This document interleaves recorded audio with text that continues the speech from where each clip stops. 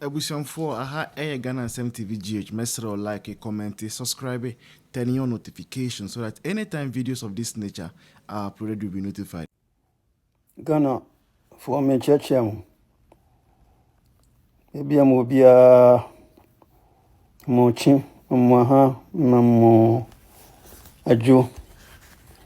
na Ghana nurses mosisen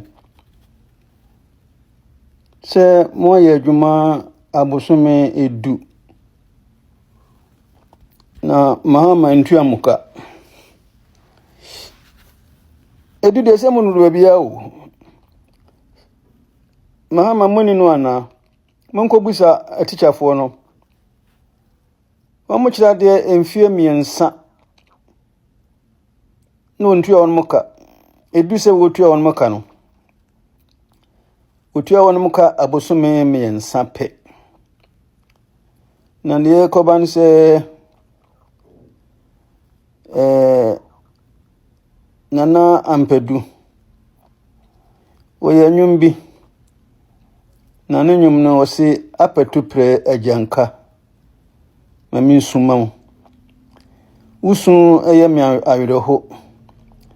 ewi asise no anu no yedi no nkoja nanso so Ghana nurse-fo MCC de musun no mo nkwa na mbosun obi ensu emwa mo na se no bekaya Israel fo no boni ayenti ena nyankopon adumi wo no mo ena numino no ema eba se asase ya omutu so no kura no omutu fi so omo etopetun ebiase nyina ya nsana 1948 ye monk baby kakra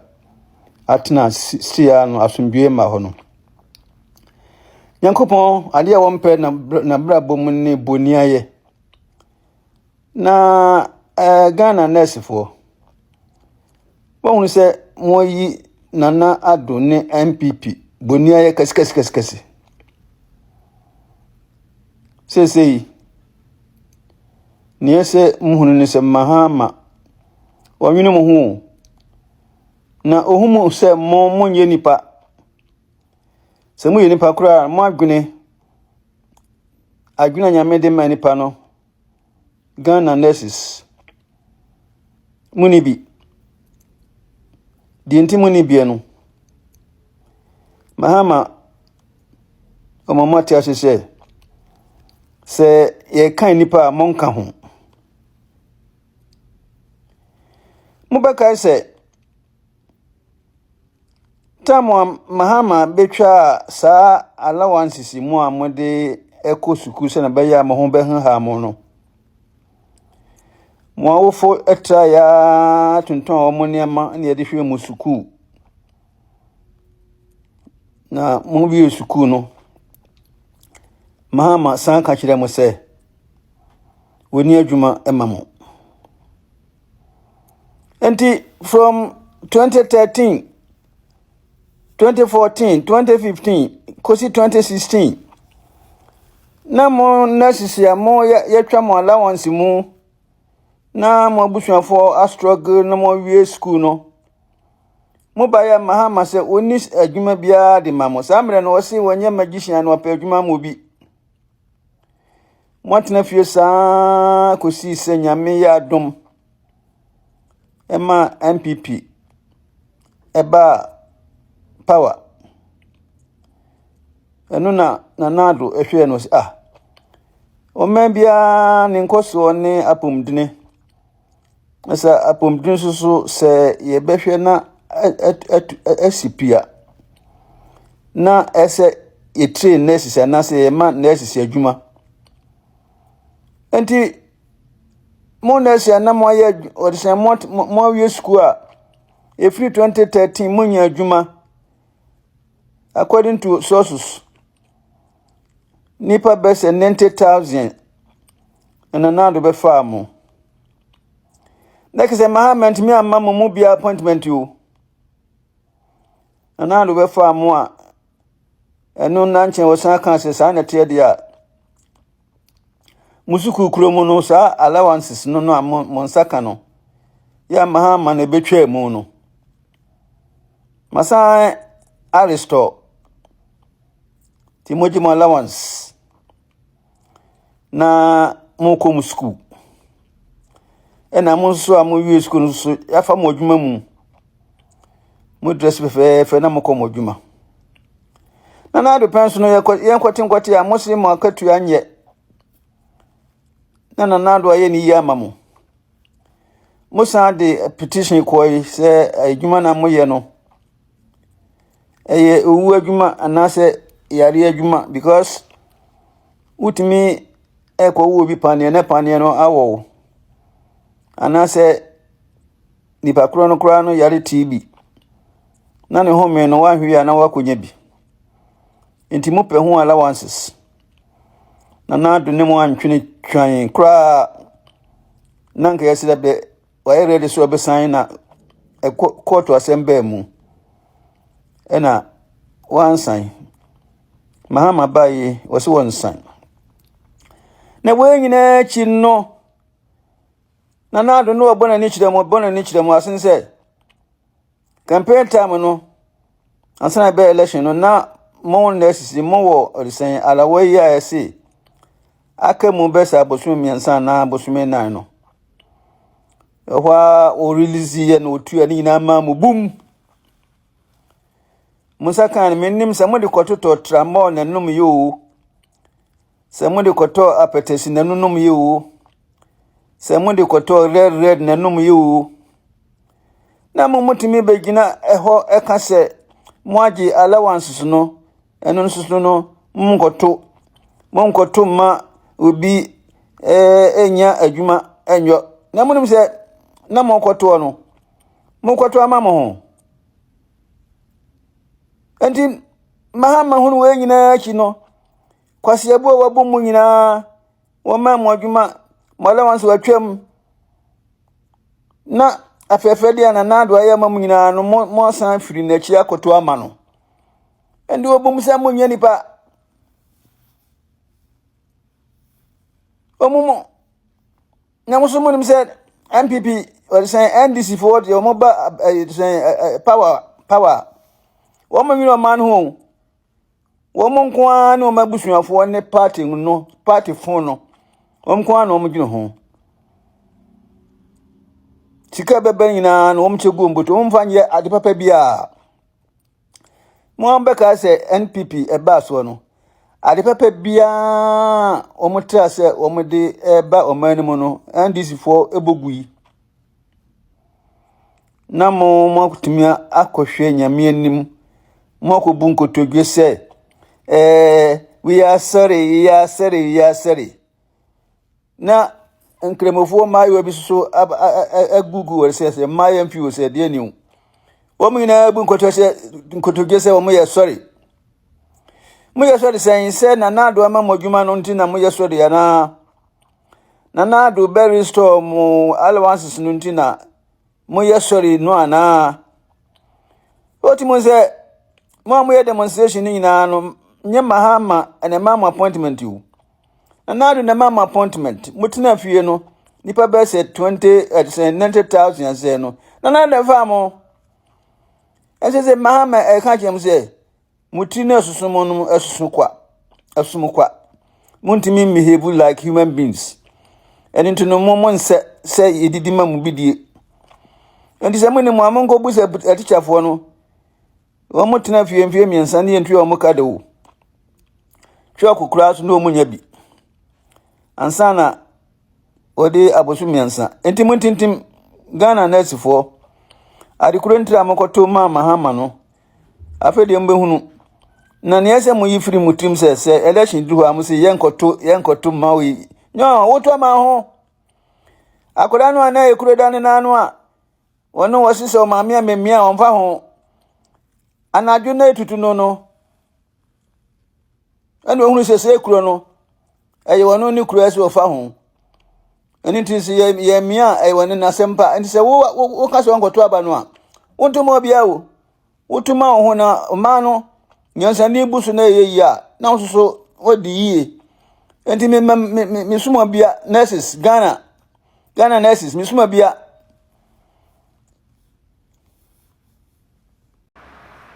na mama wo ko gina ayi General Assembly hono na wo wonya ho ekokotu wo de sen Michael Jackson enyom Heal the World. Heal the World. Sene be ya ye benya better place. Ne nyina atene mu wa asomdwe mu. Am sere be o kotu we no na wabo nti na wonim nya okeka. Say ye better place ne ya libu a adentina enema we say we ye no entime emma say ye heal the world. So say ne galam say atiate say wa Ghana ha bokuno a arisan entokwashi won wontime emwo modin say wo so ano na eho no aye better place to live. Say waba sampa utachire den ya abrante no a wono yamfo ansi hine no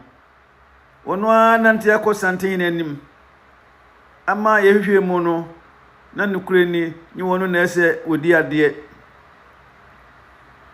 yayi ni ese odi ade na asumdwe ese eba o manu mu no akwa we akofa talk so a waye basa de ewo ho abasa de wo sablante na odi na chiri okọ ne kase ablante na akọ chi anu omra santin ni edi ni nipa ena asi ho no obeka se heal the world mutimike kansem bia montiase na mokeka mo wal sen socialist na se sa communist fo no mo ya no betetro na mo ka brofo nkwase abrofo probity and accountability so ne mo ye no bia no musuban no ene no boy bra ogo ka se heal the world ena wodo ne asia asantefo so upase basa ye eba asantememu upase basa ye eba the whole Ghana ya ibofo yi makofa wono mu ebe sei Ghana hwese akwa bayi ankranfo ase yin free edisen Kotoka International Airport yi wonka ho hwio na ka so supporto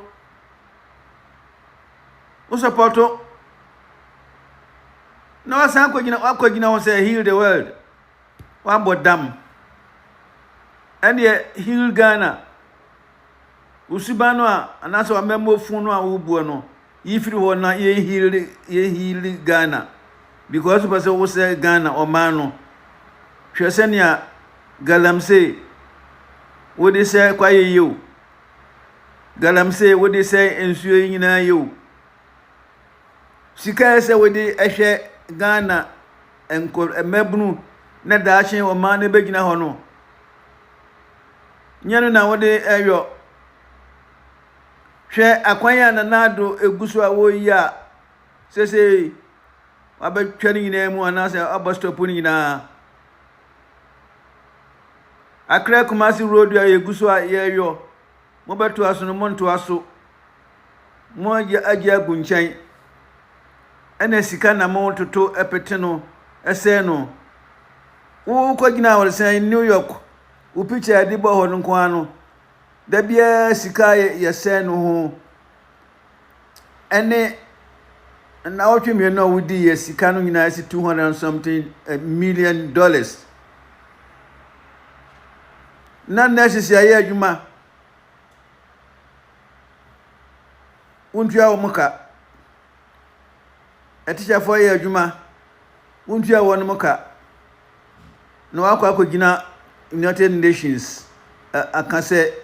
Michael Jackson adwum heal the world am say no abo o si covid emfa boni bia ma Ghana na ado no mo na wo economy na enye enne wa mo ame ate asese covid no eno enya impact wo Ghana economy so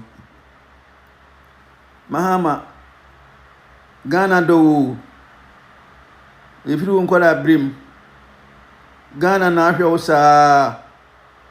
free education ubeye odisan vice president